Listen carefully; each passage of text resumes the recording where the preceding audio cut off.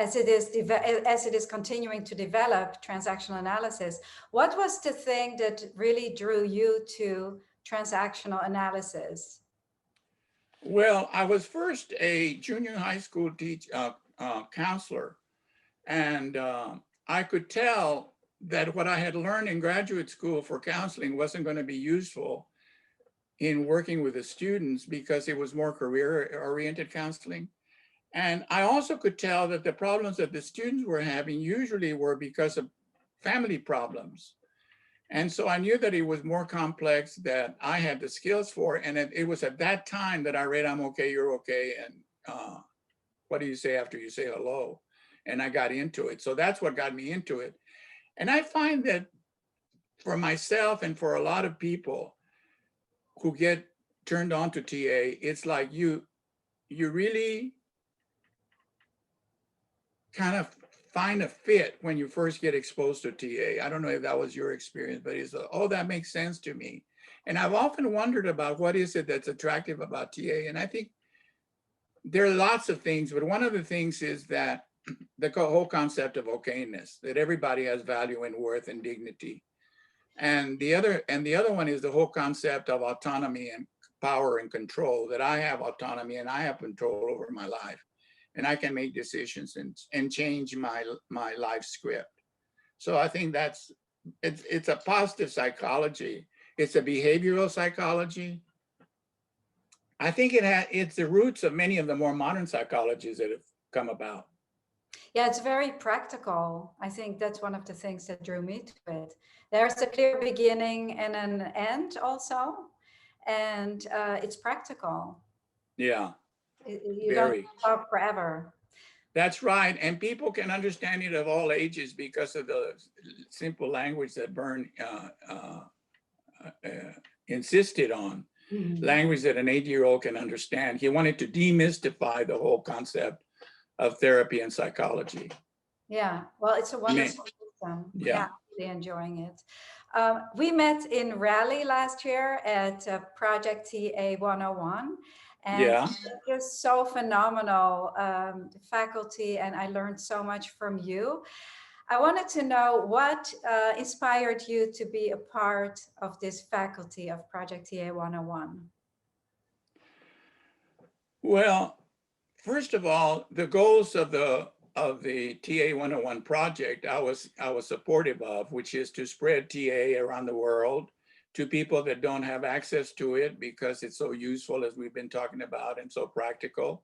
So to provide a vehicle by which people in all parts of the world with all kinds of economic limitations can get exposed to TA. That was, and because I supported the goals and purpose of the Inclusion and Equity and Social Action Committee of the USATA, which is to make TA more applicable in social action and make USATA more inclusive. So I was supportive of those goals. And then I was looking forward to working with friends on the staff. They were all friends of mine. Can you mention? I'm sorry? Can you mention who was on the faculty? And well, Valerie Batts and I, Valerie Batts, who started Visions, and Visions is an organization that works on social action, using TA in social action. Vision stands for Vigorous Interventions in Ongoing Natural Settings. So I worked with her all over the world, in England, in Germany, in France, in Japan, in the US, of course, using TA to apply to social action. So it was just great to get to work with her again. And then Graham Barnes and I have been friends for a long time. And Van Joins and I have did several what are they called? The ones where you're preparing to be a teaching member?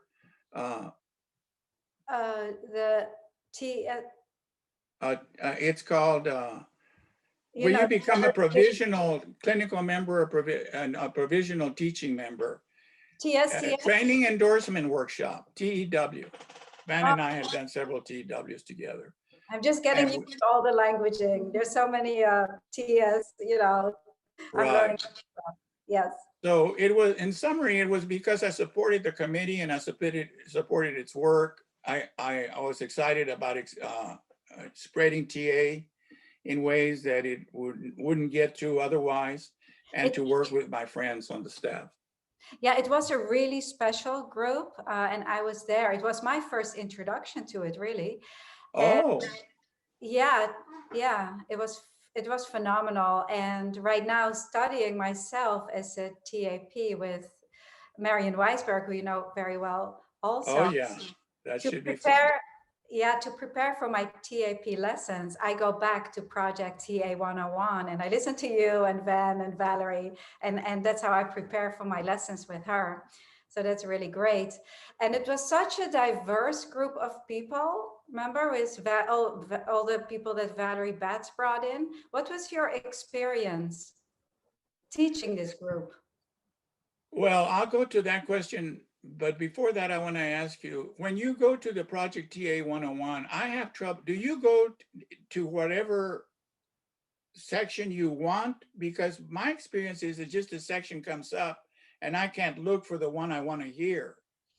Yeah, so, well, I had sent you a link, hoping that that would resolve it, but maybe Oh, it, you did? yeah, I did send you a link. Do you have anything? Okay, well, we'll do that on the side.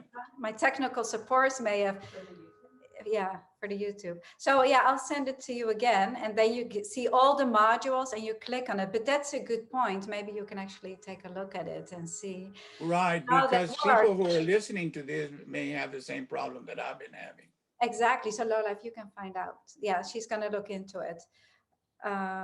If you just go to the channel, I think I agree with you. I had a hard time in the beginning too with it.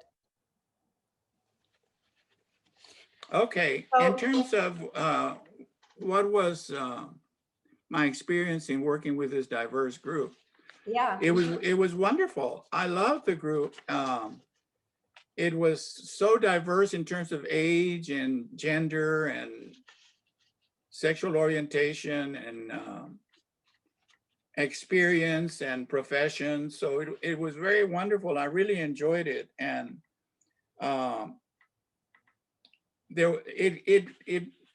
it provided for very interesting, deep questions, which reminds me that all teaching experiences are teaching learning experiences. You're both a teacher and a learner. And because of the deep, interesting questions that that group brought up, as usual in groups, it makes me think and learn more. So I found that very rewarding. And it was very exuberating. mm-hmm. It was great. Were a lot of young people, and so now it's really for somebody like you who has been doing this so long to bring it into the next generation. And yeah. I'm wondering if you see any major differences from what it was then in the 70s when you started to what TA is today. Oh, there is a big difference. The basic fundamental of it is still the basic fundamental of it. The TA101 material is still the basis of TA. But there's been a lot of expansion in the theories in many different ways, in relational theory, integrative theory. There's been a great growth of the depth of the concepts, and it keeps evolving. And the other thing about the diversity of the group that I want to say is that there were people in that group who have been transactional analysts for a long time, practice it and teach it, and still they were in the group. And which reminds me that transactional analysis concepts continue to be learnable, that there's a lot of depth to them. And so you learn them at one level, but then you go back to the same concept and get another level and a deeper level. And so transactional analysis is a theory about personality and communication.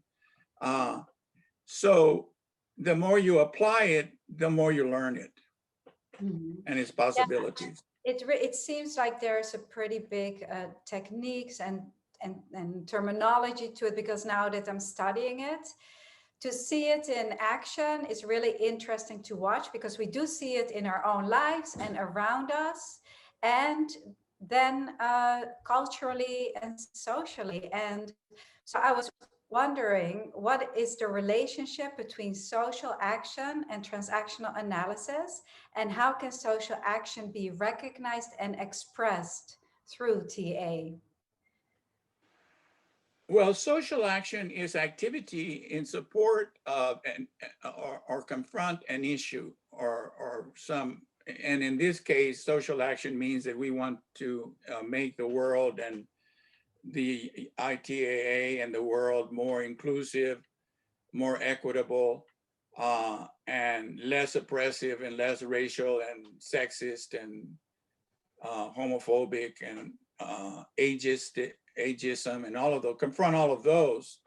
That social action in this case means working at impacting the world or relationships or businesses, companies, or people to notice how they're being oppressive or non-inclusive and invite them to examine what that's about using transactional analysis and make changes that are going to impact the support of multiculturalism and inclusion.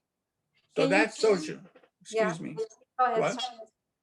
Now, I was wondering if you can give an example of the I'm okay, you're okay model within social action, within social, in cultures and social. Well, the whole work of inclusion and multiculturalism is based on I'm okay, you're okay, is to treat everybody as the same and equal in terms of dignity and worth and value.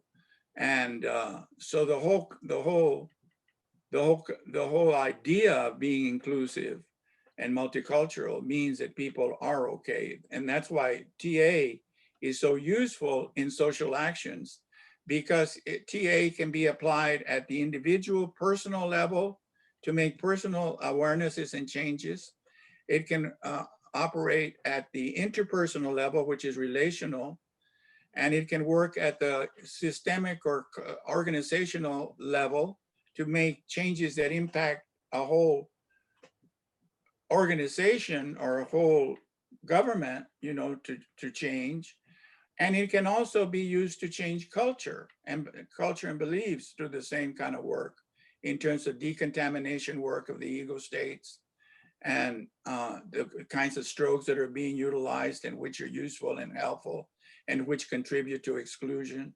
So transactional analysis is very useful in doing social action. Mm-hmm. Yeah. So I'm on the committee now, so I'm going to help moving it forward. And thank you so much for your very wise and wonderful words. And everybody can go and see you on this Project TA101 on YouTube. Felipe is there teaching, and it's accessible to everybody. And I also have a website called winningtogether.org, which is about equity and inclusion and confronting competitive behaviors. That also explains a lot about how TA can influence social action. Okay, so yeah, we can put a link for people so they can go there when we post this. Winningtogether.org. Winningtogether.org? Yeah. Okay, I've looked at it, yes. Very wonderful, yeah. Thank you. Thank you, Alexis. Thank you so much, Felipe. And it was really nice to talk to you, and hopefully we'll meet again soon. Hopefully. Thank you. And you stay safe. You too, Felipe. Stay healthy. Bye-bye. Bye-bye.